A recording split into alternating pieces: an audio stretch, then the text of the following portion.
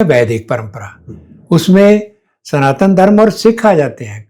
और कमाल की बात यह है कि आज जो बातें सारी सिखी को सनातन से दूर करने की बात जो हो रही है, वो ये समझने की बात तो है कि वैदिक परंपरा से केवल सिखी का जो नाता है वो वैसा नहीं जो जैन और बौद्ध परंपरा का है। तो सिखी तो मैं समझता हूं कि सीधे तौर पर वैदिक परंपरा से जुड़ी हुई है।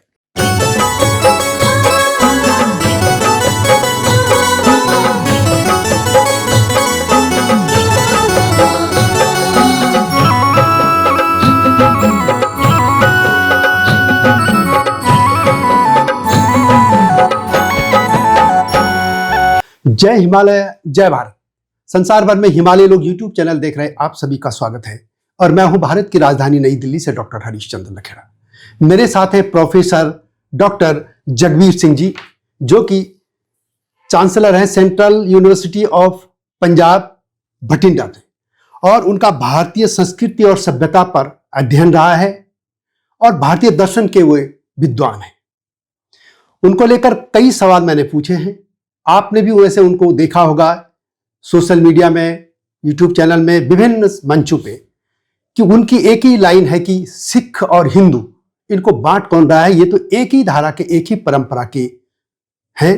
तो पहला मेरा सवाल है आपसे कि लोग ये मानते हैं कि हिंदू सिख, जैसे टेक्निकली कहते हैं कि हिंदू सिख अलग धर्म हो गए, लेकिन क्या हिंदू सिख वास्तव में अलग है? आप तो एक कहते हैं, किस आधार पर कहते हैं? देखिए हरीश जी, आपने ये बहुत अच्छा सवाल किया है कि सनातन और सिखी का क्या रिश्ता है। मैं अपनी बात सभ्यता, जो हमारी इस देश की जो भारतीय सभ्यता है, वहाँ से शुरू करना चाहता हूँ, क्योंकि हमारे देश में एक बहुत प्राचीन सभ्यता विद्यमान रही है, जिसको हम सप्त सिंधु सभ्यता या कहते हैं उसको सरस्वती सिंधु सभ्यता। तो वो तकरीबन 10,000 साल पुरानी सभ्यता है। ये बात हमारे देश के जो और बाहर के विद्वान हैं, उन्होंने जो आर्कियोलॉजिकल एविडेंस के साथ और जो हमारे प्राचीन साहित्यिक परंपरा है, जैसे वेद हैं हमारे, वो संसार के सबसे प्राचीन ज्ञान ग्रंथ हैं, तो उनको सामने रखकर हमारी सभ्यता की जो उम्र है, जो उसको आंकने का जो कोशिश की है, तो उन्होंने ये बताया कि हमारी सभ्यता तकरीबन आज से 10,000 साल पुरानी है। तो मैं ये समझता हूँ कि उस सभ्यता के बारे से जो ज्ञान है, वहाँ से हम बात शुरू कर सकते हैं। हमारी जो सभ्यता है उसकी दो विशेषताएं हैं। एक तो ये ज्ञान की सभ्यता है और दूसरे ये धर्म पर आधारित है। इन दोनों बातों को हमें समझने की ज़रूरत है कि हमारी जो सभ्यता है वो ज्ञान की सभ्यता कैसे है। इसमें मैं ये कहना चाहता हूँ कि जो हमारा इस देश में जितनी परंपराएं पैदा हुई हैं वो इस सभ्यता के अंतर्गत आई हैं। जैसे सनातन धर्म है, जैन धर्म है, बुद्ध धर्म है और सिख धर्म है। मैं तो बल्कि ये कहना चाहता हूँ कि इनमें धर्म तो केवल सनातन ही है, बाकी हमारी जो धार्मिक परंपराएं हैं उनको कह सकते हैं सनातन, जैन, बौद्ध और सिख। ये पंथ हैं या मत हैं, क्योंकि धर्म का शब्द केवल सनातन के संदर्भ में ही पे हमें इसका प्रयोग करते हैं। तो बाकी जो सिख पंथ है, इसके बारे में भाई गुरदास जी ने सबसे पहले गुरु नानक वाणी की बात करते हुए उन्होंने कहा था कि नानक निर्मल पंथ चलाया। तो हमारा जो गुरु नानक देव जी से हम बात शुरू करते हैं जी, क्योंकि गुरु नानक देव जी ने इस देश की धरती पर जो मध्यकाल में धार्मिक परंपराएं जो उपजी हैं और उसमें उसको सिख परंपरा कह सकते हैं। तो सिखी तो एक पंथ है, एक मार्ग है जीवन जीने का। तो इसमें हम ये समझते हैं कि जो हमारी सभ्यता के ये 4 मार्ग हैं, इनको हम 2 हिस्सों में बांट सकते हैं। एक तो है श्रमणिक ट्रेडिशन, श्रमणिक परंपरा है, उसमें बौद्ध और जैन आ जाते हैं। और दूसरी है वैदिक परंपरा, उसमें सनातन धर्म और सिख आ जाते हैं। और कमाल की बात यह है कि आज जो बातें सारी सिखी को सनातन से दूर करने की बात जो हो रही है, वो ये समझने की बात तो है कि वैदिक परंपरा से केवल सिखी का जो नाता है वो वैसा नहीं जो जैन और बौद्ध परंपरा का है। तो सिखी तो मैं समझता हूं कि सीधे तौर पर वैदिक परंपरा से जुड़ी हुई है। तो मैं ये समझता हूं कि आज जो बात चल रही है, पहले तो उसका संदर्भ देखने की जरूरत है। आज हम सिखी और सनातन की जो साझ है उसके ऊपर बात क्यों कर रहे हैं? प्रॉब्लम ये है कि आज से 100 साल पहले महाराजा रंजीत सिंह के राज तक तो कोई हिंदू और सिख में कोई फर्क नहीं था। गुरु नानक देव जी से हमारी परंपरा, ज्ञान की परंपरा शुरू होती है और वो जो सारा उनका डिस्कोर्स है गुरु ग्रंथ साहिब में शामिल है। तो वहाँ सिखी की अलग से पहचान की कोई बात नहीं है। उसमें तो ये बात है कि मानव जीवन का जो मोक्ष है वो गुरु की शिक्षा के ही साथ पूरा हो सकता है। गुरु नानक देव जी ने सिखी की परिभाषा जो दी है, मैं वो आपके सामने रखना चाहता हूँ। वो कहते हैं कि सिखी शिक्षा गुरु विचार, कि सिखी तो एक ऐसी शिक्षा है जो गुरु के विचार के अनुसार है। तो इसमें अलग से आइडेंटिटी की बात नहीं, इसमें आध्यात्मिकता और जीवन दर्शन की बात आ जाती है। तो इस तरह मैं समझता हूं कि हमारे देश की जो 4 मुख्य धर्म परंपराएं हैं, उनमें से जो सिखी है उसका जो रिश्ता है सनातन के साथ सीधे रूप में है। तो इस सनातन रिश्ते की बात मैं करना चाहता हूं। मैं पहले तो इसको मैं ले लेता हूं कि सनातन की परंपरा का ज्ञान ग्रंथ है वेद, और वेद एक नहीं है, वैदिक साहित्य है। उसमें जो एक तो पहले ऋग, यजुर, साम और अथर्व, ये 4 वेद हैं। उसके बाद ब्राह्मण ग्रंथ आते हैं, इन्हीं वेदों के आधारित ही हैं। और उसके बाद फिर अरण्यक आते हैं और लास्ट में उपनिषद आते हैं। तो ये सारा वैदिक साहित्य जो है वो हमारे देश की उस ज्ञान परंपरा का ज्ञान ग्रंथ है।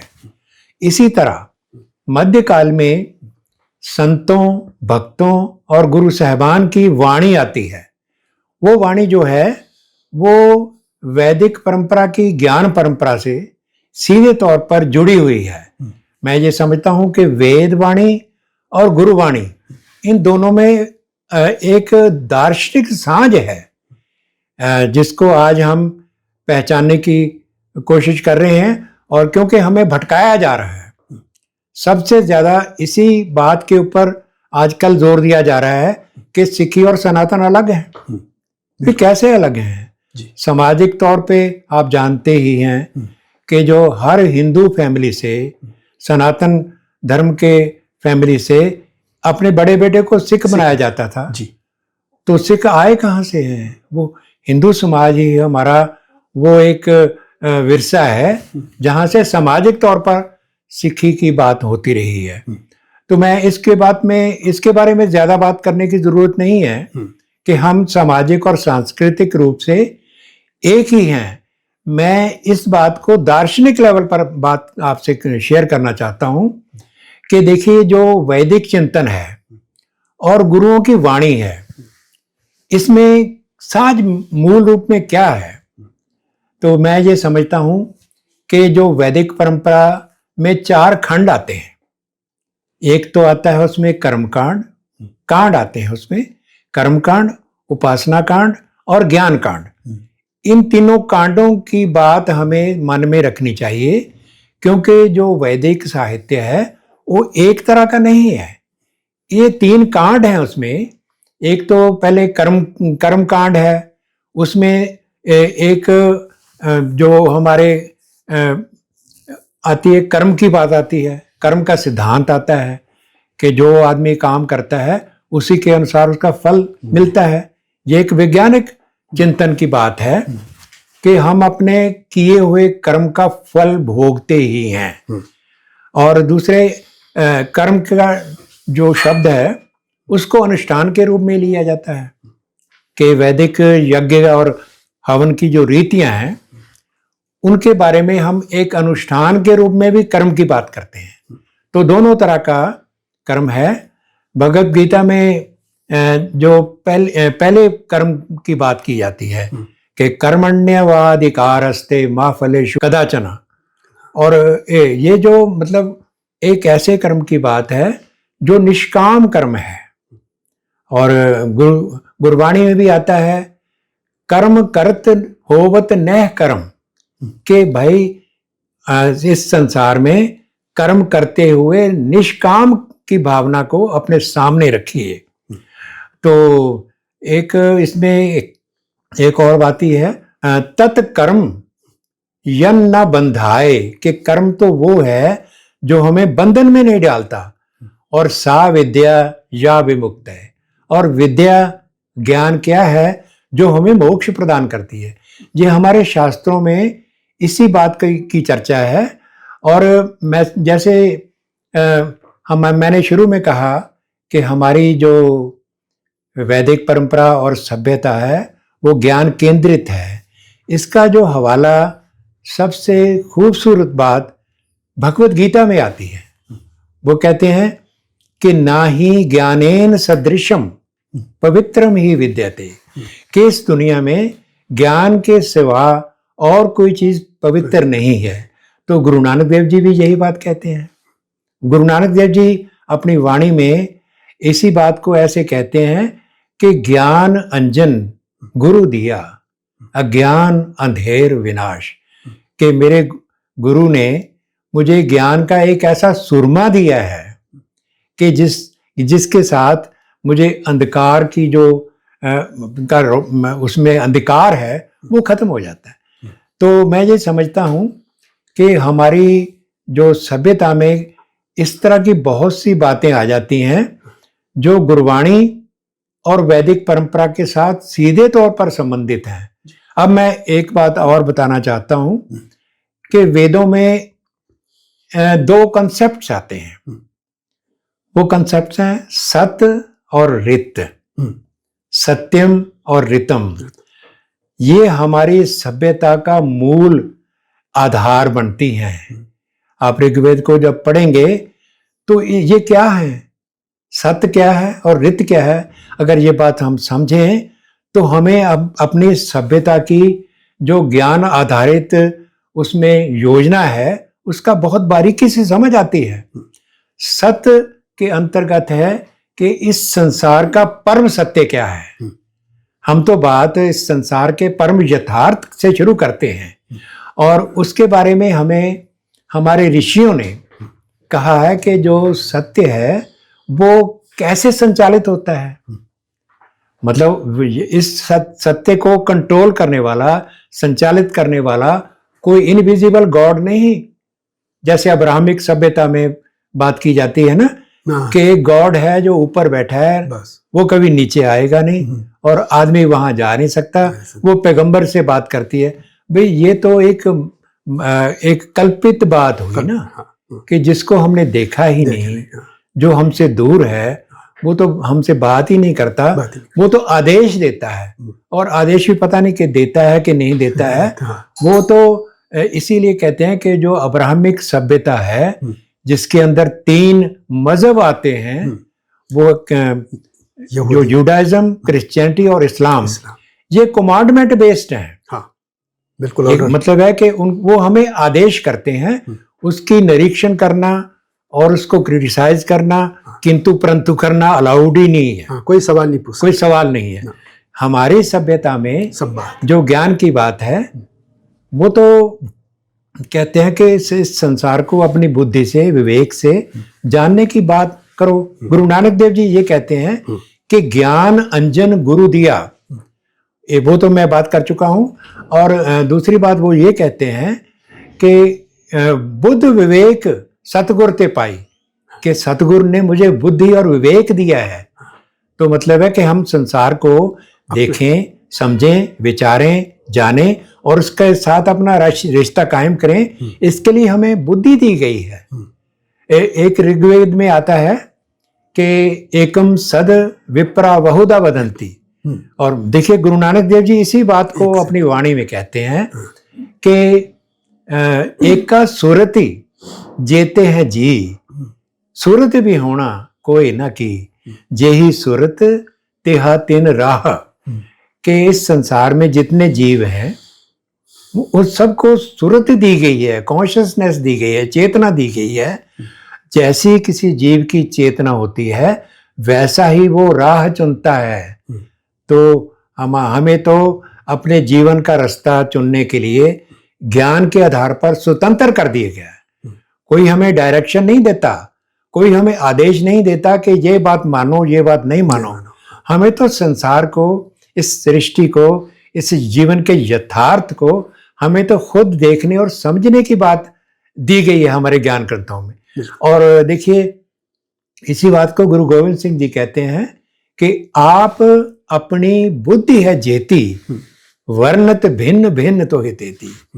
कि जैसी किसी इंसान की बुद्धि उसको दी गई है वैसा ही वो एक वर्णन करता है, प्रभु के बारे में वैसा ही वर्णन करता है। तो हमारा जो ज्ञान का जो विरासत है उसमें तो पहली शुरुआत ही ऐसे होती है कि हम इस संसार को एक ऐसे यथार्थ के रूप में देखते हैं। हमारी एक विश्व दृष्टि है, दुनिया को देखने और समझने का एक दृष्टिकोण है और उसके अनुसार हमारी जीवन शैली बनती है। विश्व दृष्टि और जीवन शैली हमारी सभ्यता के ये दो मूल स्तंभ हैं। ये वैदिक साहित्य में भी हैं और गुरबाणी में भी हैं। और आप देखिए कि जैसे सत्य और रित की संकल्पना वैदिक साहित्य में मिलती है कि सत्य को संचालित कौन करता है, वो कहते हैं कि एक ब्रह्मांडिक विधान है। रित जो है वो तो एक मतलब है कि कॉस्मिक ऑर्डर है जो सत्य को संचालित करता है। कि सत्य को कोई इनविजिबल गॉड नहीं, उसके अंदर का विधान है जो उसको संचालित करता है। तो रित जो है वो कॉस्मिक ऑर्डर है। ये तो वैज्ञानिक दृष्टिकोण हुआ कि हम जिस यथार्थ में हम जीते हैं उसको संचालित कोई बाहर की शक्ति नहीं कर रही, बल्कि एक कॉस्मिक ऑर्डर है जो उस पूरे ब्रह्मांड में छाया हुआ है, उसी के अनुसार हम करते हैं। अब देखिए गुरु नानक देव जी ने इसी बात, इन दोनों संकल्पनाओं की जपजी साहब में बहुत खूबसूरत बात की है। वो कहते हैं कि एक सच है और एक हुक्म है। सत्य और रित की बजाय गुरु नानक देव जी ने सच और हुक्म, ये दो संकल्पनाएं दी हैं। वो पहले जपजी साहब के शुरू में ही जो पहला श्लोक के बाद जो पहले तो मूल मंत्र है ना, उसमें एक ओंकार सतनाम कर्ता पुरुष निर्भव निर्वैर अकाल मूर्त अयूनी सैभंग गुरु प्रसाद। उसके बाद आता है जप और फिर आता है आद सच जुगाद सच है भी सच नानक होसी भी सच। ये जो वो परम सत्य की बात कर रहे हैं, जो हमारे सत्य की संकल्पना वेदों में दी गई है, उसी को उन्होंने सच कहा है। और वो सच संचालित कैसे होता है, आप देखिए कितनी समानता है हमारे सनातन और सिखी के विचारों में। आप देखिए जरा स्टडी कीजिए। वो कहते हैं कि हुक्म है अंदर सबको, बाहर हुक्म ना कोई। कि जो उस प्रभु का जो परम सत्य के अंतर जो विधान है उसके बाहर कुछ भी नहीं है, वो सबके अंदर है। और इसका मतलब है कि सत्य और रित, सच और हुक्म, ये हमारी दोनों परंपराओं को जोड़ने वाली संकल्पनाएं हैं। और इसी के साथ हम कहते हैं कि बुनियादी रिश्ता ही हमारा दार्शनिक तौर पर समझा जा सकता है। सनातन की जो दार्शनिक चिंतन की बात है वो गुरबाणी के गुरुओं के चिंतन के अनुसार ही है। तो ये थे प्रोफेसर जगवीर सिंह जी। आपको ये वीडियो कैसी लगी कमेंट में अवश्य लिखें, और उनसे भविष्य में भी मैं लगातार बात करता रहूंगा। आपके मन में भी कोई जिज्ञासा है हिंदू और सिखों को लेकर, उनके संबंधों को लेकर, या भारतीय धर्म, सनातन सभ्यता, सिख सभ्यता, बौद्ध, जैन, जो भी, आप कमेंट बॉक्स में अवश्य लिखिएगा, सवाल लिख दीजिएगा। मैं जरूर प्रोफेसर साहब के पास आऊँगा और इन सवालों के जवाब उनसे लूँगा और बाकायदा आपके पास आऊँगा। लेकिन अंत में एक बात और, कि चैनल को सब्सक्राइब करना न भूलना। यदि आपको वीडियो अच्छी लगे तो शेयर भी कीजिए, लाइक भी कीजिए। जल्दी आऊँगा नहीं फिर डॉक्टर साहब के साथ, प्रोफेसर साहब के साथ। तब तक जय हिमालय, जय भारत।